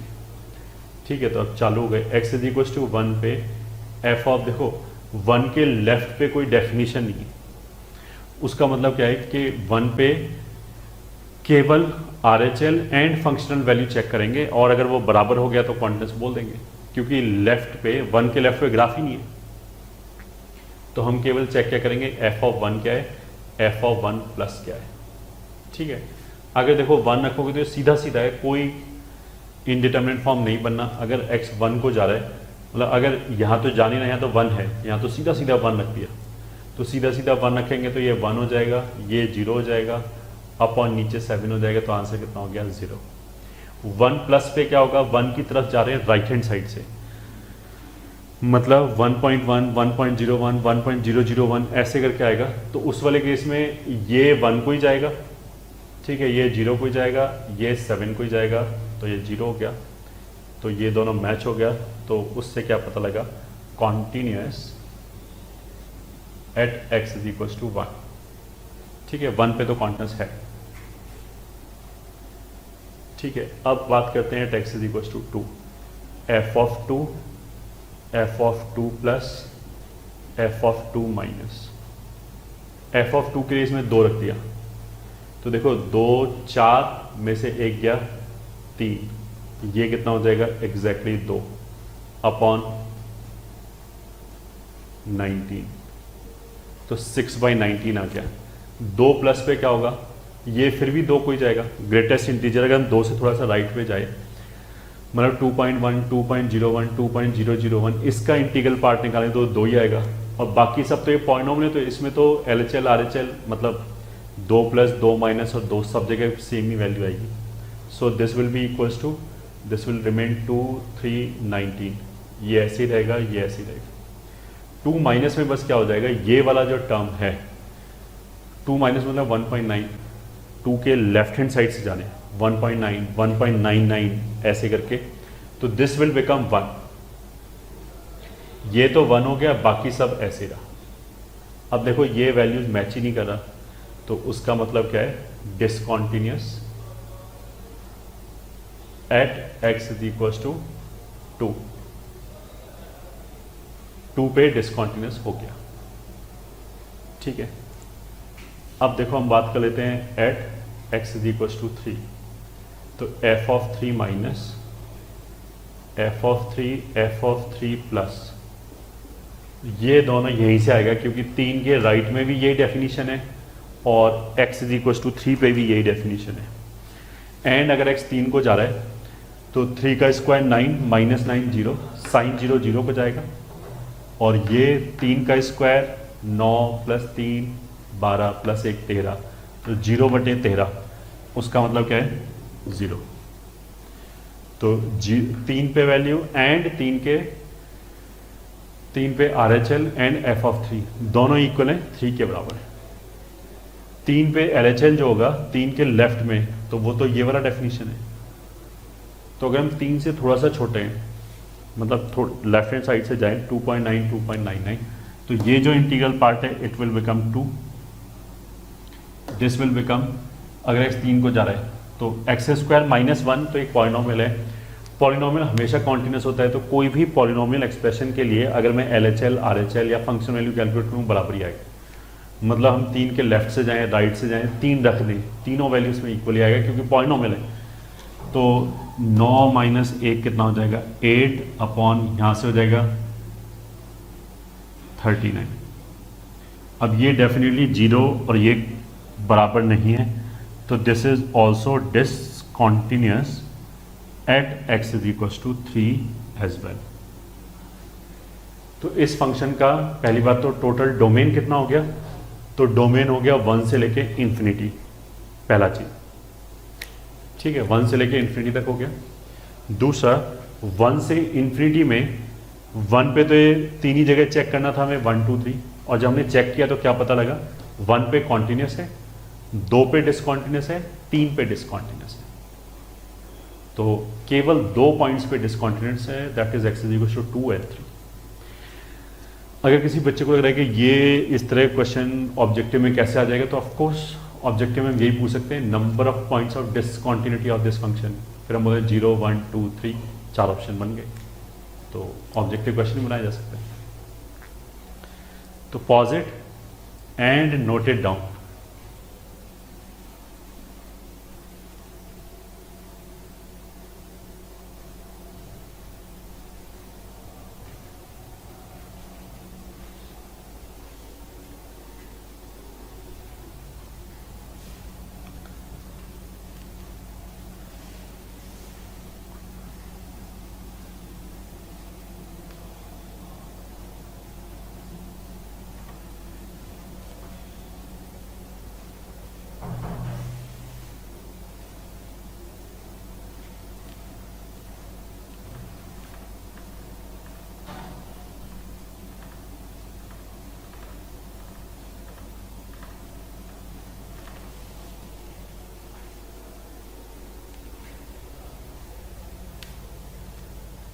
Question 3, fx is equals to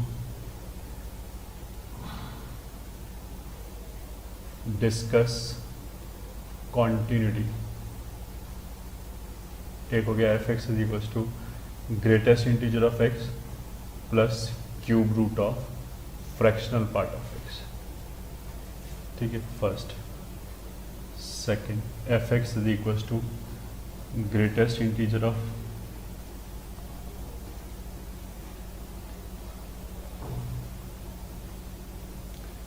x into fractional part of x।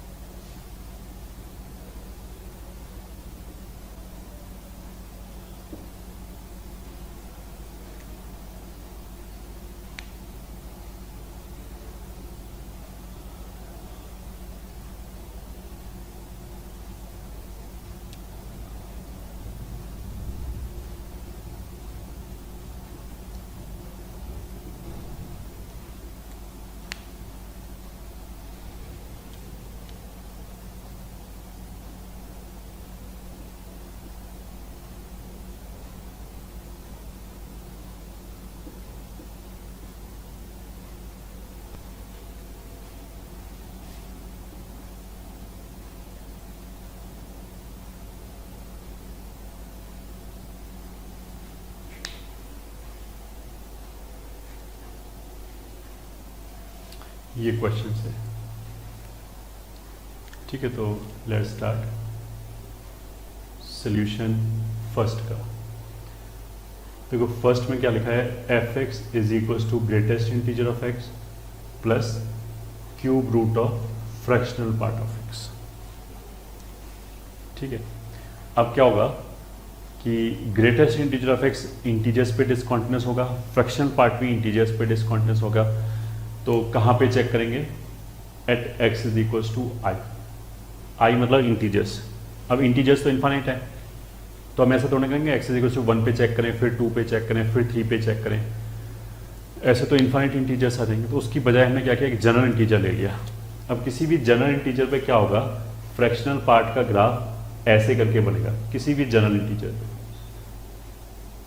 ये वाली जो वैल्यू आएगी वो तो आई आ जाएगी।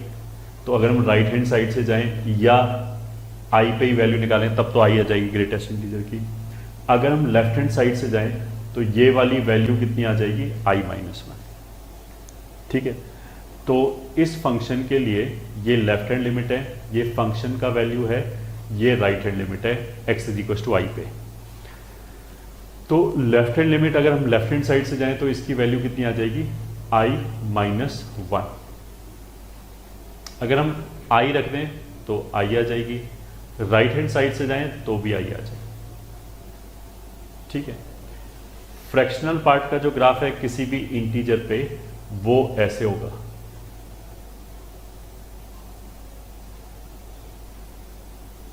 ठीक है, अब अगर हम देखो इस साइड से जाएं तो ये वैल्यू कहां जा रही है, 1 को।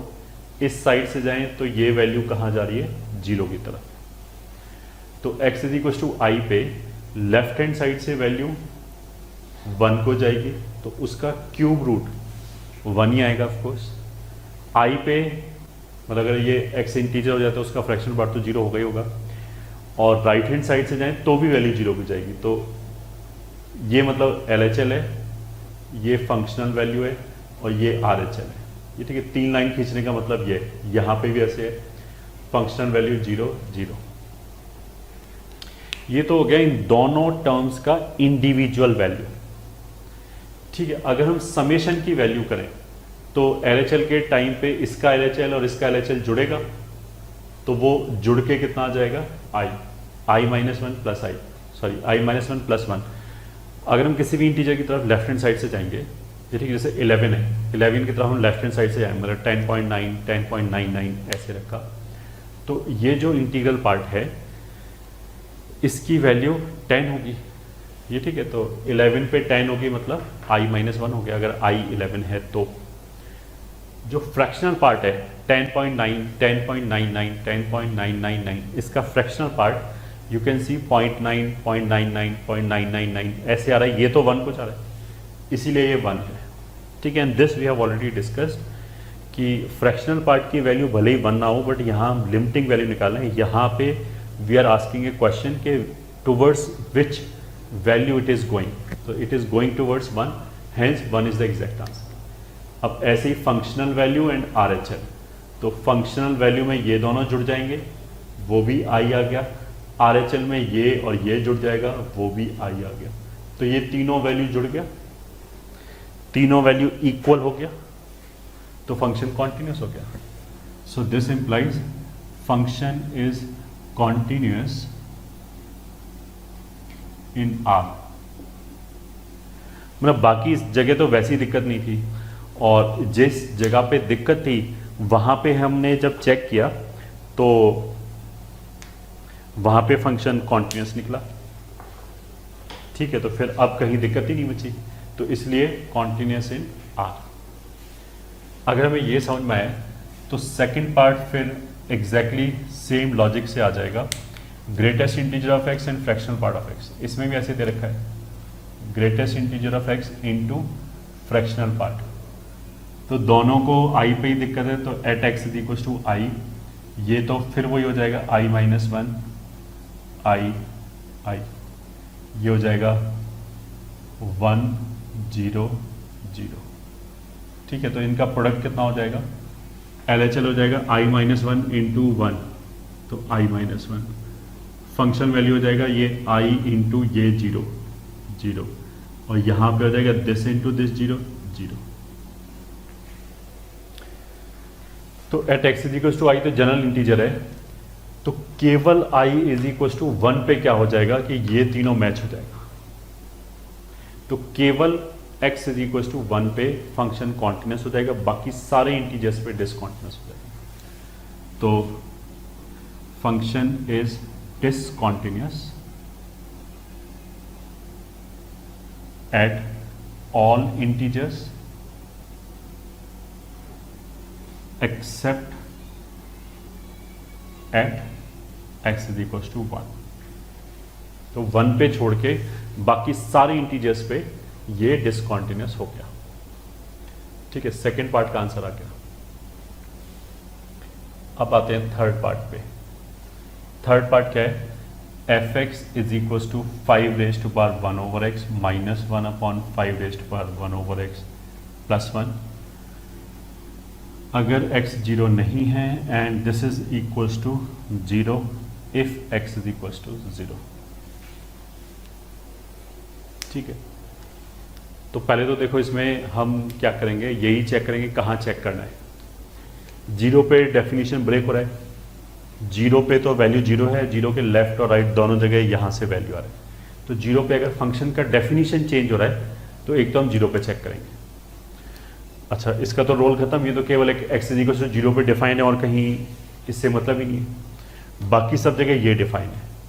अब इसमें देखो 1 अपॉन एक्स को केवल 0 पे दिक्कत है और कहीं दिक्कत नहीं है, तो 0 के अलावा और कुछ पॉइंट पे प्रॉब्लम नहीं है। डिनोमिनेटर में जो लिखा है वो कभी 0 होगा नहीं, क्योंकि a raise to power x positive होता है, प्लस 1 पॉजिटिव होगा तो ये भी हमेशा पॉजिटिव है। तो इस एक्सप्रेशन को भी कहीं कोई दिक्कत नहीं है। तो only at x is equal to 0 we need to check. ठीक है, लिख लिया इसको।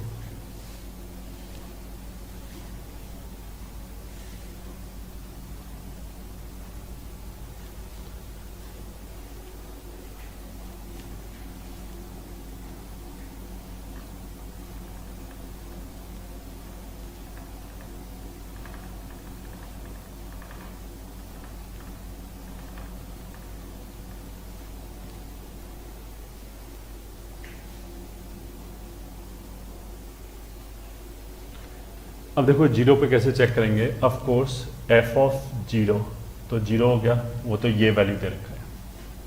ठीक है, अगर हमने लिमिट निकाला तो f ऑफ 0 प्लस अलग कर दिया, f ऑफ 0 माइनस अलग कर दिया।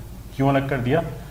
क्योंकि 1 अपॉन एक्स आ रहा है, तो कभी कहीं पे भी अगर डिनोमिनेटर वाला टर्म 0 को जाए तो हम उसको LHL और RHL में अलग अलग ब्रेक करके ही निकालते हैं।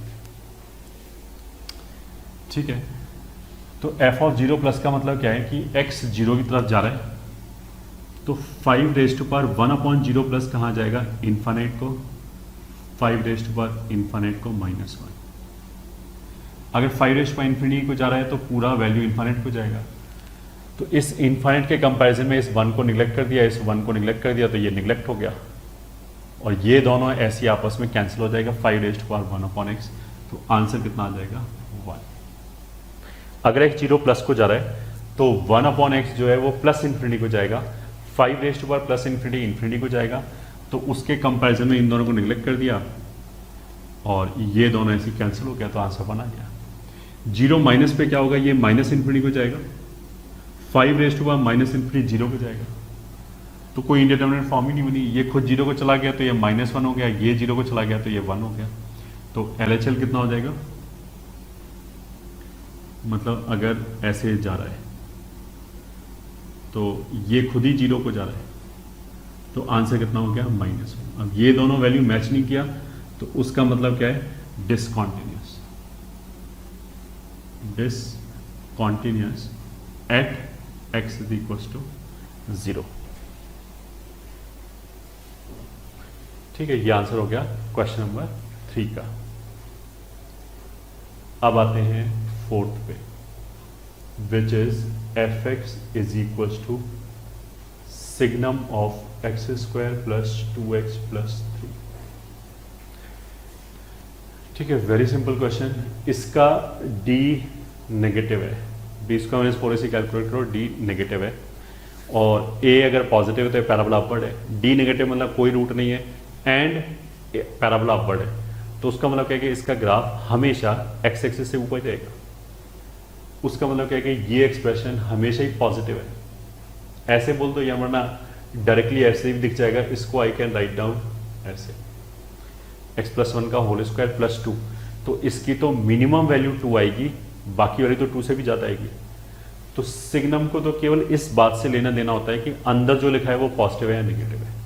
तो इस वाले केस में इट इज ऑलवेज पॉजिटिव, तो fx is 1 which is continuous in R। ये ठीक है, तो फंक्शन में ही बना गया तो कॉन्टिन्यूस इन R हो गया, हमें कुछ भी चेक करने की जरूरत ही नहीं। ठीक है, इसी तरीके से अब फिफ्थ में आ जाए, fx is equal to fractional part of 1 over, देखो डिनोमिनेटर को लिख सकते हैं हम x+3 का होल स्क्वायर प्लस 1। अगर इसको हम परफेक्ट स्क्वायर बनाएं तो 9 अलग कर दिया, 1 अलग कर दिया, x² plus 6x plus 9 perfect square हो गया, x+3 का होल स्क्वायर प्लस 1 अलग हो गया। अब इसमें क्या है कि अगर देखो x-3 के बराबर हो जाए तब तो क्या होगा, x+3 का होल स्क्वायर प्लस 1 कितना हो जाएगा, अगर x-3 हो तो ये 0 हो जाएगा, तब तो ये 1 हो जाएगा, तो 1/x+3 का होल स्क्वायर प्लस 1, ये ठीक है, ये 1 हो जाएगा। तो फ्रैक्शनल पार्ट के अंदर इंटीजर आ गया 1, ठीक है, तो यहां तो हमें चेक करना पड़ेगा, क्योंकि फ्रैक्शनल पार्ट को कहां पे दिक्कत होगी, जब भी उसके अंदर इंटीजर आ जाए। तो ये तो इंटीजर 1 आ गया, तो हम इस पॉइंट पे चेक करेंगे, ठीक है। बाकी क्या है, अगर x-3 के बराबर नहीं है तो x+3 का होल स्क्वायर प्लस 1 से बड़ा ही आएगा।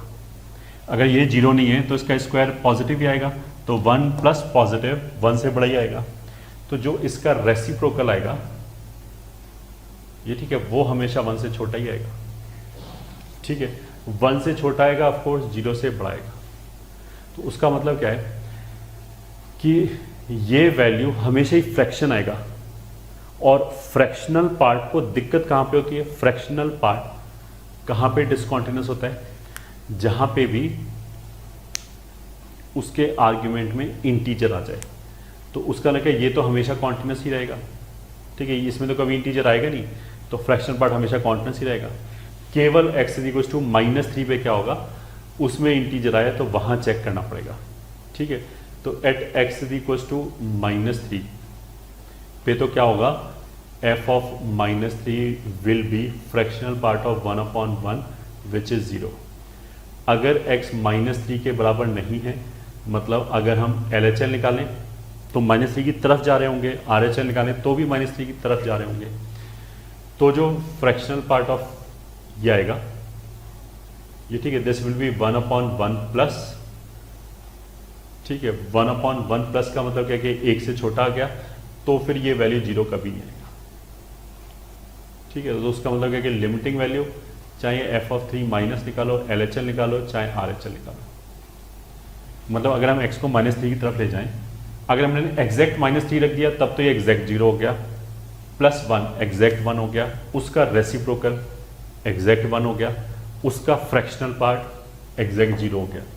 तो -3 पे तो इसकी वैल्यू 0 आ गई। बाकी जगह क्या होगा, x की वैल्यू कुछ भी रखो, ये 1 से बड़ा ही आएगा, उसका रेसिप्रोकल 1 से छोटा ही आएगा, तो उसका फ्रैक्शनल पार्ट, अगर 1 से कोई भी छोटा नंबर है एंड आपको 0 नहीं है, ये ठीक है, ये 0 नहीं हो सकता, क्योंकि मिनिमम वैल्यू तो 1 आएगी आएगी। तो अगर 1 से कोई छोटा नंबर है, 0 और 1 के बीच में कुछ भी 0.3, 0.5, 0.99, तो उसका फ्रैक्शनल पार्ट कभी भी 0 नहीं आएगा। तो जब लिमिट निकालेंगे तो हम -3 की तरफ जा रहे होंगे, अब -3 की तरफ जाएंगे तो 0 आएगा ही नहीं। तो अगर ये नहीं आया तो हमारा फंक्शन डिसकंटिन्यूअस एट x=-3 हो गया। ये आंसर हो गया हमारे।